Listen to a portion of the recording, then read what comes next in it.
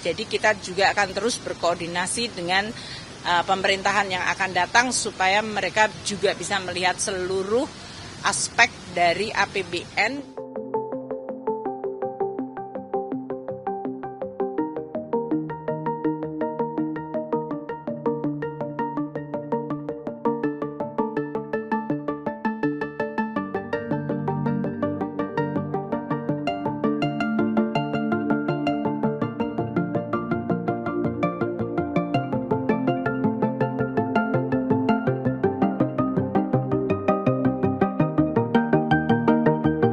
Kami juga berkoordinasi dengan Bank Indonesia yang terus mencoba menjaga stabilitas nilai tukar.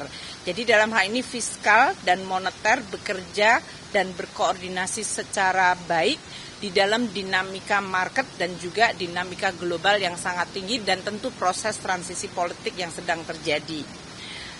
Pembahasan dengan DPR untuk APBN 2025 terus dilakukan. Kemarin sudah disepakati dengan Komisi 11 mengenai asumsi-asumsi makro seperti pertumbuhan ekonomi 5,1, inflasi di 3%, masih dalam range, maaf, ini masih di dalam range untuk tahun 2024. 2025, maka untuk gross 5,1 hingga 5,5%, inflasi antara 1,5 hingga 3,5%, nilai tukar di 15.300 hingga 15.900.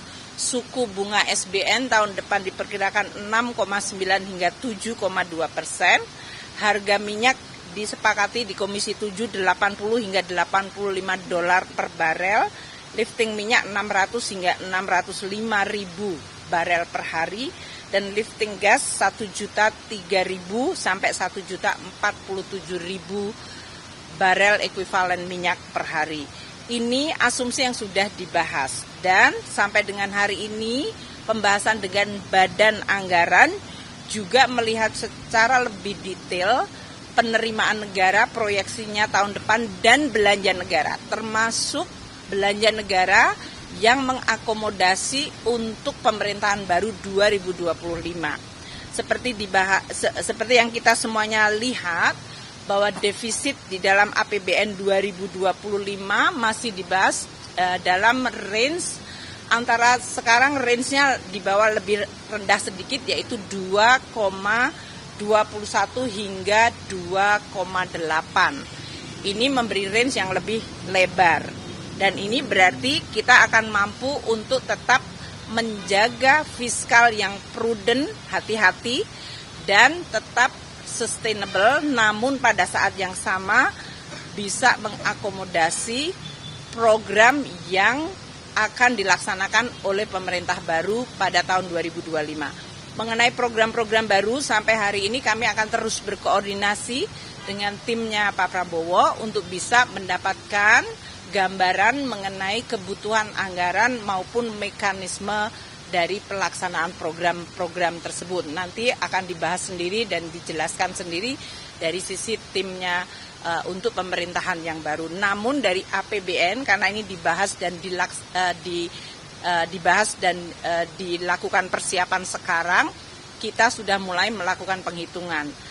Pesannya adalah APBN tetap dijaga secara hati-hati karena ini adalah instrumen yang sangat-sangat penting bagi pemerintahan siapa saja ke depan juga. Dan dari sisi sustainabilitas maupun dari sisi komitmen defisit untuk dijaga di bawah 3% dengan debt to GDP ratio tetap dijaga pada level yang affordable dan prudent sehingga bisa menjadi fondasi stabilitas bagi pemerintahan baru. Ini yang akan terus kita komunikasikan. Jadi kita juga akan terus berkoordinasi dengan pemerintahan yang akan datang supaya mereka juga bisa melihat seluruh aspek dari APBN yang dikelola secara transparan, akuntabel, hati-hati untuk menjadi instrumen yang bisa digunakan juga secara sustainable bagi pemerintah baru.